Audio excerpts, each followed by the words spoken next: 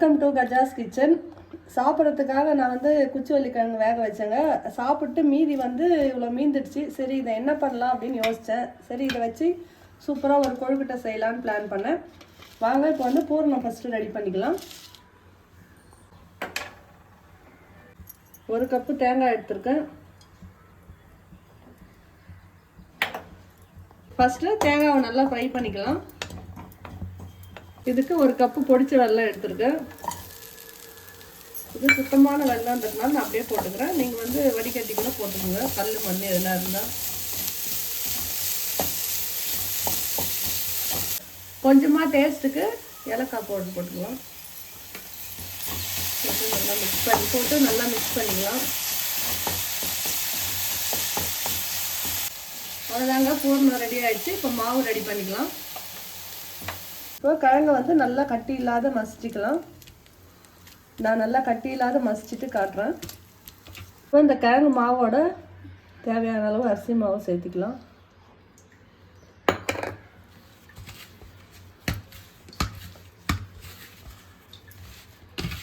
கொஞ்சமாக டேஸ்ட்டுக்கு வந்து நெய் போட்டுக்கோங்க. இது வந்து கிழங்கு வந்து சூடாக வேக வச்ச உடனே நீங்கள் செஞ்சீங்கன்னா உங்களுக்கு வந்து இவ்வளோ கஷ்டம் தெரியாது. நான் கொஞ்சம் ஆறிட்ட அப்புறம் செஞ்சதுனால எனக்கு கொஞ்சம் கஷ்டமாக போயிடுச்சு.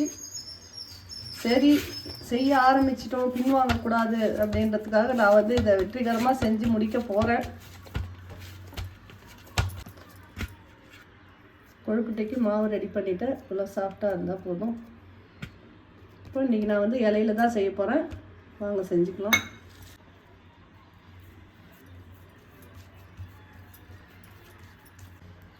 பூரணத்தை கொஞ்சமாக உருட்டி இதில் எடுத்து வச்சுக்கலாம்.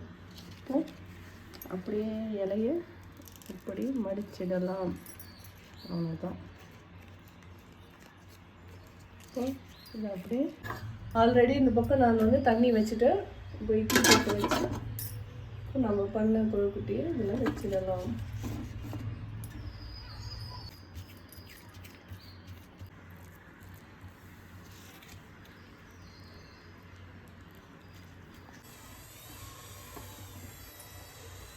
இப்போ மூடி வச்சிடலாம். ஒரு 10 நிமிஷம் வேகட்டும்.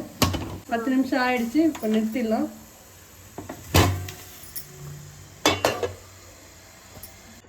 இங்கே பாருங்கள், ஒன்று ஓப்பன் பண்ணி காமிக்கிறேன். சூப்பராக வெந்திருக்கு, ரொம்ப சாஃப்டாக நல்லா இருக்குது. நீங்களும் இந்த மாதிரி வந்து ட்ரை பண்ணி பாருங்கள். ரொம்ப டேஸ்ட்டாக நல்லாயிருக்கும். டேஸ்ட்டான குச்சிவள்ளி கிழங்கு கொழுக்கட்டை ரெடி ஆகிடுச்சு. நம்ம ஒரே மாதிரி வேக வச்சு சாப்பிடாத இந்த மாதிரி கொஞ்சம் டிஃப்ரெண்ட்டாக செஞ்சு சாப்பிட்டு பாருங்கள், நல்லாயிருக்கும். என்ன கொஞ்சம் செய்யறது வந்து கொஞ்சம் வேலை, பட் இருந்தாலும் டேஸ்ட்டில் வந்து வேறு லெவலாக இருக்கும். நீங்களும் ட்ரை பண்ணி பாருங்கள். இந்த வீடியோ பிடிச்சிருந்தா லைக் பண்ணுங்கள், ஷேர் பண்ணுங்கள், கமெண்ட் பண்ணுங்கள், மறக்காமல் சப்ஸ்கிரைப் பண்ணுங்கள். தேங்க்யூ.